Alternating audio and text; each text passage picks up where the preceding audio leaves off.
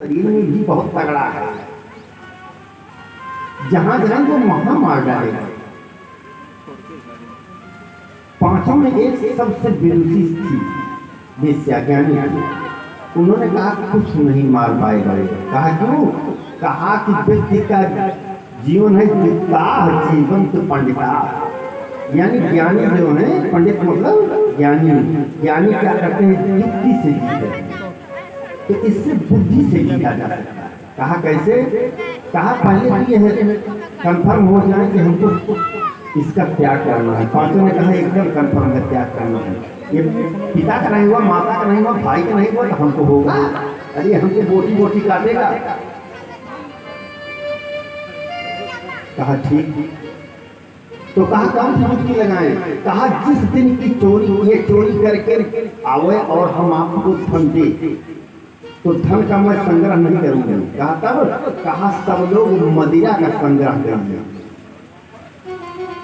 और जिस दिन ये बड़ी डकैती करे ना, तो इतना मदिरा इसको पिला दीजिए ना कि बेहोश हो जाए, इसको मार करके चली चले। कहा ठीक है। पांचों ने ठान लिया। अब अगले दिन से धुंधकारी जब चोरी करने जाता, अगर चोरी लग जाए तो जिस पांच पत्नियां थी, पांचों वेश्याएं, जिस पत्नी को अगर जो धन देता, तो पत्नियां क्या करती थी कि मदिरा मंगा करके पांचों जो है रख लेती थी अपने पास, कि जिसके पास आएगा उसी से पिलाऊंगा। और जब मदिरा का संग्रह हो गया पर्याप्त, एक दिन एक राजा के यहाँ धुंधकारी ने डकैती की, और राजा के यहाँ जब धुंधकारी ने डकैती किया तो बहुत सावधान लेकर के मदिरा पी करके लड़खड़ाता हुआ आया, और जैसे धन दिया, एक वेश्या को इशारा कर दिया कि आज बहुत सा माल है, पांचों पाठ लेंगी, आज ही इसका काम तमाम करना है। कहा ठीक। तो जो धन पाए उन्होंने कहा स्वामी जी आप मेरी चिंता करते हैं ना? कहा मैं आपकी भी चिंता करती हूँ। कहा क्या? कहा आपके लिए मदिरा मंगवा करके रखी हूँ। कहा लाओ जरा पिए। पिया। कहा बस नहीं पिएंगे? कहा थोड़ा सा पी लीजिए, थोड़ा सा पी लीजिए। अच्छा और पी लिया। कहा अब नहीं पीऊंगी। दूसरी वेश्या आ गई। अरे भाई धन उनको दे रहे हैं तो हमसे थोड़ा मदिरा ही पी लीजिए, हमने संग्रह किया। पांचों वेश्याएं प्रेम से उसको खूब मदिरा पान कराती हैं, और इतना मदिरा पान कराया, इतना मदिरा पान कराया कि पीते पीते बेहोश हो गया। और बेहोश हो गया तो महिलाओं ने घर का समस्त सामान ले लिया और आग का अंगारा बनाया, और चारपाई से धुंधकारी को बांध करके आग का अंगारा उसके मुखमंडल में डाल दिया, और पांचों वेश्याएं जो है घर में आग लगा दिया, और बाहर से सकरी पर निकल दिया। अब धू धू करके वो जल रहा है।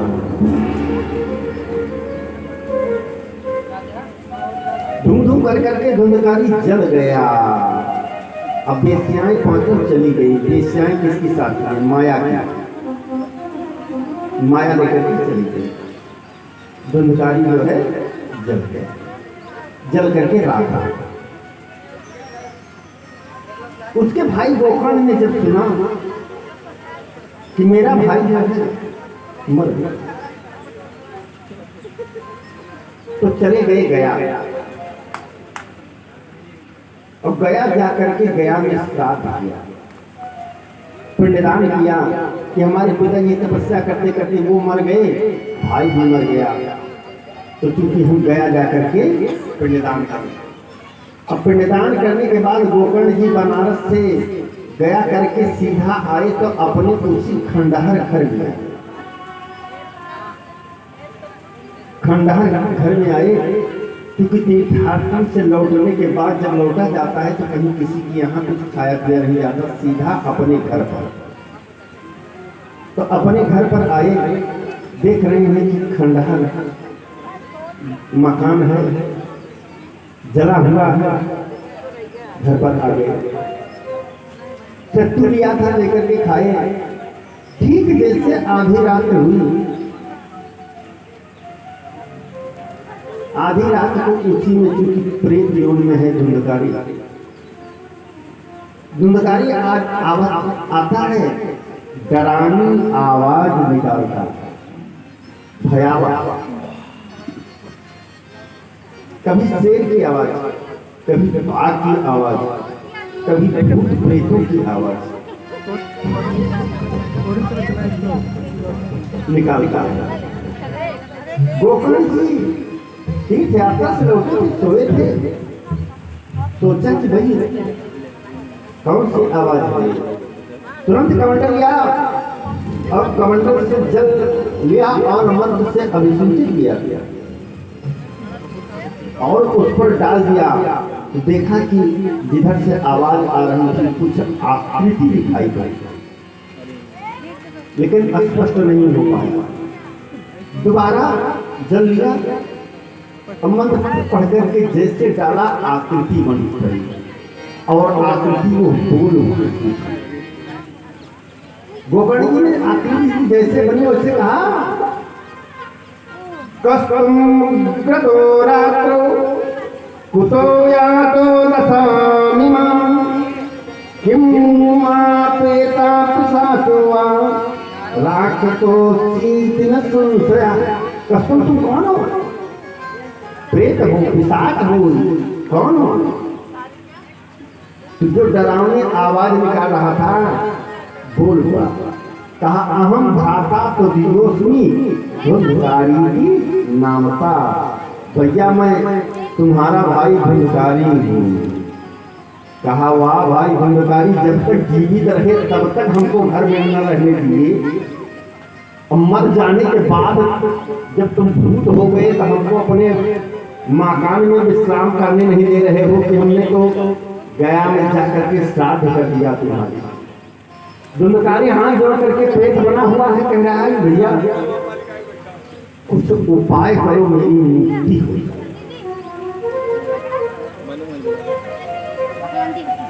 कहाँ मुक्ति करेंगे? गया में तो श्राद्ध कर दिया, मुक्ति नहीं हुई। कहा नहीं भैया, गया में श्राद्ध करने से प्रेत की मुक्ति नहीं होती है। कहा तो क्या करें, कैसे करें कि तुम्हारी मुक्ति हो, क्योंकि मुक्ति का मार्ग स्वयं बताइए। कहा गया श्राद्ध सतैनापि मुक्ति नामे भविष्य। गया श्राद्ध एक बार नहीं 100 बार किया जाए, लेकिन मेरी मुक्ति नहीं होगी। श्राद्ध मुक्ति कैसे? कहा मुक्ति के लिए तो भाई मैं नहीं जानता हूँ। भैया आप विद्वान आदमी हैं, आप कुछ व्यवस्था कीजिए। कहा कि चैन से सोने दीजिए, सुबह होने दीजिए, सुबह होने के बाद भी निष्कर्ष निकलेगा। अब सुबह हुई, गोकर्ण जी महाराज काशी चले गए, समस्त विद्वानों से पूछते हैं कि कौन सी ऐसी कथा है, कौन सा ऐसा व्रत है, कौन सा ऐसा अनुष्ठान है जिसको करने से कि प्रेत से मुक्ति मिल जाए। तो गोकर्ण जी के ज्ञान को देख करके समस्त विद्वान मुक्ति भूतवा अपने को मौन व्रत धारण कर लेते थे कि ये कितने ज्ञानी हैं, कौन उनसे लगे, कोई नहीं बताता, कहीं किसी निष्कर्ष पर नहीं पहुंचे।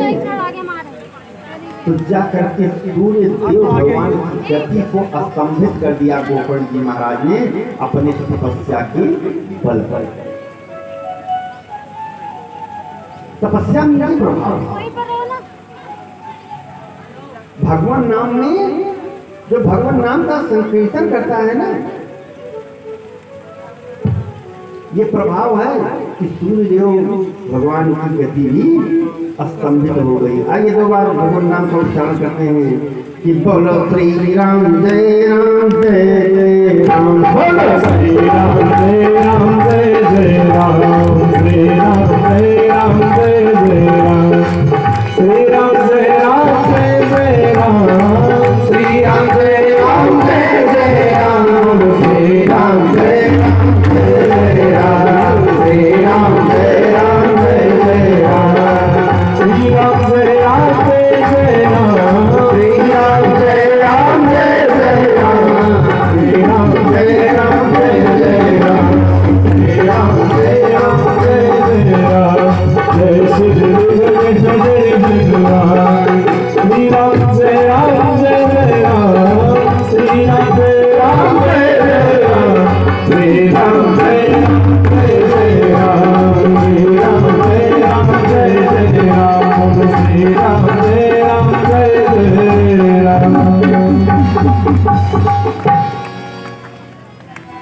भगवान नाम का संकीर्तन आवश्यक है। थोड़ा जब संकीर्तन हो तो ताली बजा देना, तो कथा सुनते सुनते आलस से बहुत आती है ना। जब ताली बजा देंगे ना तो आलस से दूर हो जाती है, इसीलिए भगवान नाम का संकीर्तन कराया है। तो इस प्रकार से आज सूर्यदेव की गति को स्तंभित कर दिया। जब सूर्यदेव की गति स्तंभित हो गई तो सूर्यदेव ने देखा, मुड़कर कहा कौन? कहा महाराज क्षमा कीजिए, धृष्टता कीजिए, मैं अपराधी हूं। कहा बताइए क्यों होगा? कहा कि मेरे भाई की मुक्ति कैसे हो, इसके लिए कोई उपचार बता दीजिए। कहा भाई की मुक्ति केवल एक चीज से होगी। कहा किससे? कहा श्रीमद् भागवत की कथा को श्रवण करने से। कहा किसको सुनाए? कहा संकल्प जो है किसी के नाम पढ़ा जाता है। कहा कौन बाँचेगा? कहा आपसे ज्यादा ज्ञानी कोई नहीं है, आप बाँचिए श्रीमद् भागवत की कथा। कहा ठीक है। गोकर्ण जी आए और श्रीमद् भागवत की कथा का अनुष्ठान किया। स्वयं वक्ता के पद पर सुशोभित हैं और गांव के एक सज्जन को श्रोता बना करके, जजमान बना करके समस्त गांव वालों को निमंत्रण दे दिया और भागवत कथा होने लगी। अच्छा, भागवत कथा हो रही है तो धुंधकारी इधर उधर देखता है, कहीं नहीं देखता, कहीं जगह नहीं मिलती है। क्यों? ये मंडप में 33 करोड़ देवता आते हैं कथा सुनने के लिए, प्रभु की कथा हो, और उनके तेज से भूत प्रेत नहीं रह सकता है। धुंधकारी क्या करता है? वहीं पर एक 7 गांठ का बांस पड़ा हुआ, उसी में तू छोड़ू को धर करके और बैठ गया भगवान की अमृतमय कथा को श्रवण। आज भी ऐसा लिखा गया है, इससे मान्यता है कि परिवार में जिसकी अकाल मृत्यु हुई है, जो प्रेत योनि में है, उसी 7 गांठ के बांस के अंदर बैठ करके कथा सुनते हैं। इस 7 गांठ का बांस जो है, ये मंडप में नवग्रह देवी के बगल लगा हुआ है, जिसमें काला नारियल बांधा है। इसमें जो है, जो जिसकी अकाल मृत्यु हुई है अथवा जो प्रेत योनि में नरक की यातना को भोग रहे हैं, वो सब आकर के यहाँ जब कथा होती है तो सुनते हैं और सुनने के बाद उनको मोक्ष प्राप्त होता है। धुंधकारी जो है कथा सुना, 7 दिन कथा हुई। 7वें दिन जैसे कथा विश्राम लिया, वैसे धुंधकारी की मुक्ति। एक जो है तेजस्वी पुरुष जो है सामने बांस की ग्रंथि फटी और निकला, और समस्त श्रोता समुदाय के बीच जैसे वो निकला, गोकर्ण जी ने तत्काल प्रश्न किया, कस्टम कौन हो तुम? अब धुंधकारी हाथ जोड़ करके कहा, भैया नहीं पहचान रहे हो, अहम भ्राता तो दिवोस्मि धुंधकारी के नाम था। अरे मैं आपका भाई हूँ धुंधकारी। भैया आपने बहुत अच्छा किया, मैं प्रेत योनि में पड़ा बहुत परेशान हुआ, और आज आपकी कृपा हुई तो आज मुझको देव योनि मिली। इस तरह से प्रणाम किया और विमान आया, विमान पर आरूढ़ हो करके स्वर्ग को प्रस्थान कर दिया।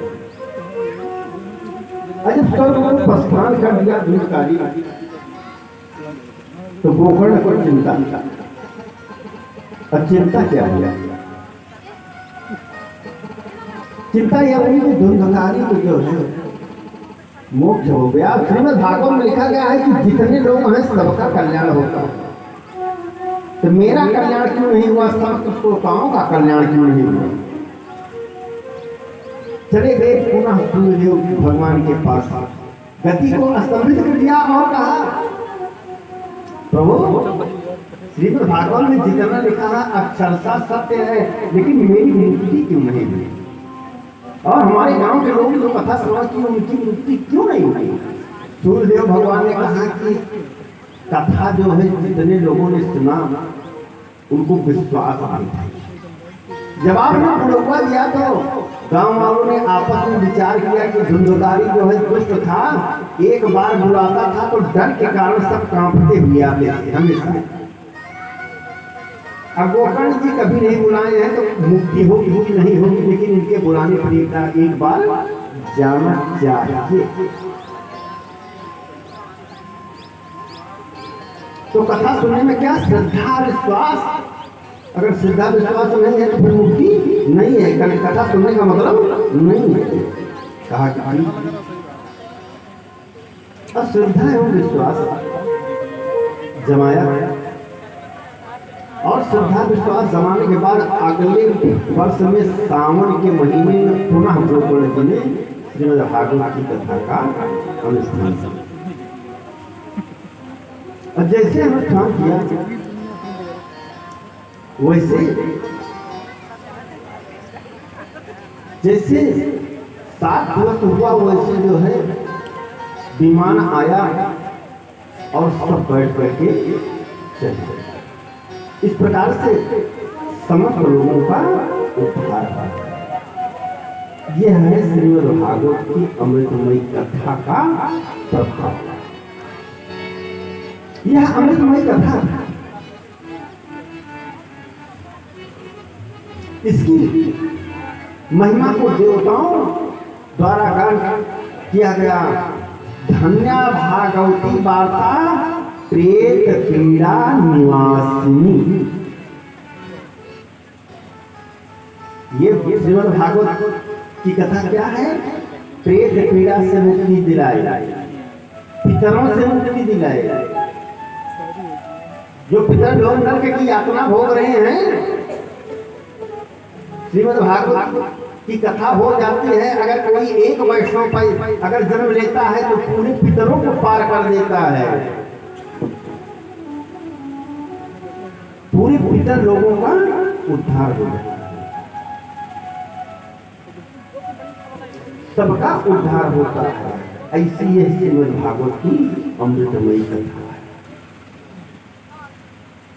तो यह कथा प्रतिदिन 3 से 6 चलेगी और 7 दिन तक चलेगी। बाबू बजराज सिंह भाइयों सहित बहुत सुंदर अनुष्ठान यज्ञ किया है कि संपूर्ण आप सहित परिवार, आप तो उद्धार ही होंगे लेकिन परिवार सहित को उद्धार करेंगे। तो इसलिए हम चाहेंगे कि 7 दिवस संपूर्ण परिवार के लोग समय से उपस्थित हो जाएं 3 से 6 कथा। क्योंकि कुछ वक्ता तो रात्रि में कथा करते हैं, लेकिन रात्रि में कथा करने का कोई विधान श्रीमद् भागवत में नहीं लिखा गया है। सूर्योदय आरंभ, ये कब प्रारंभ होना चाहिए? सूर्य उदय के समय।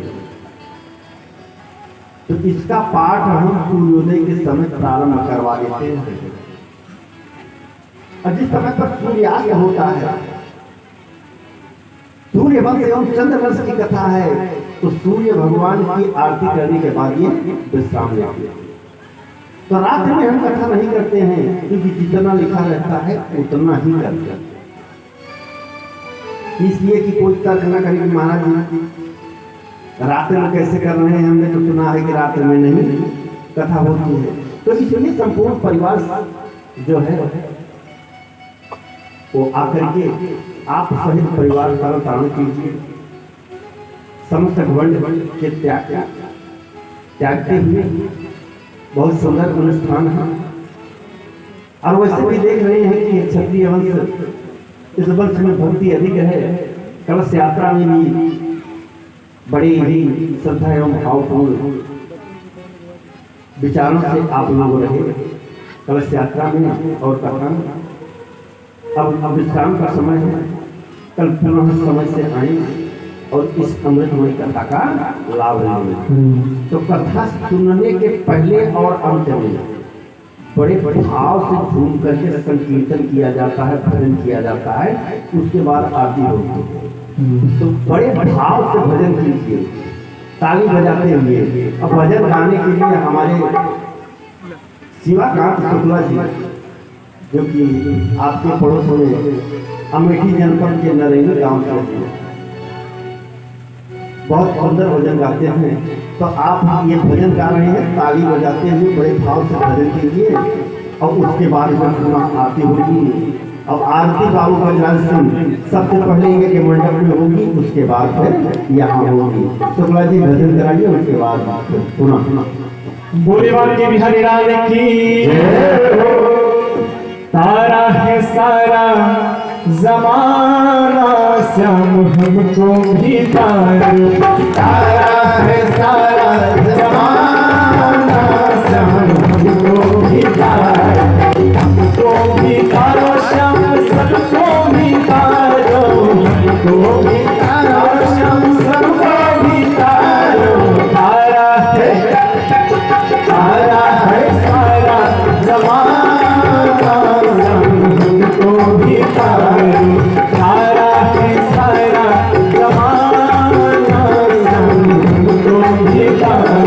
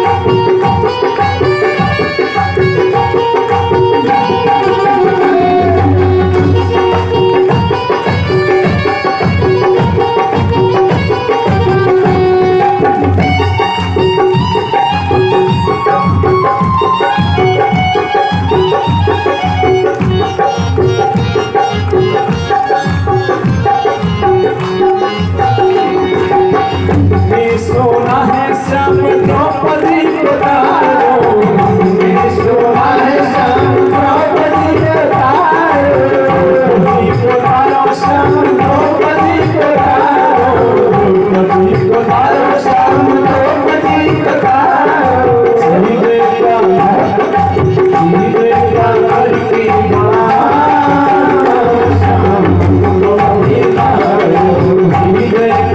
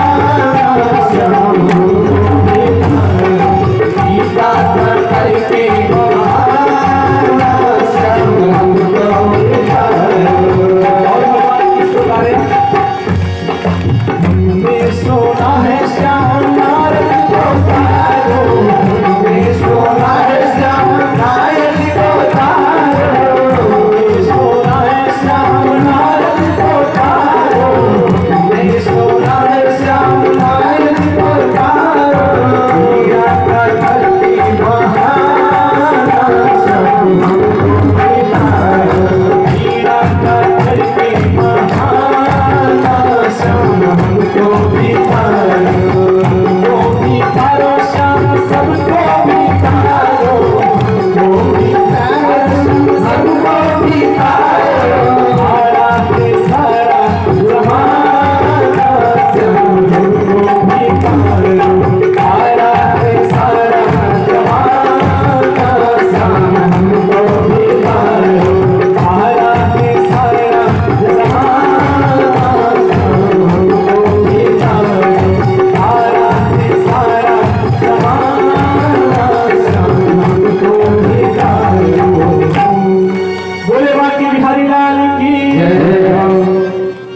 बाबू बजाज जी, आप उठिए माता जी के साथ, कपूर जी के साथ, ये के मंडल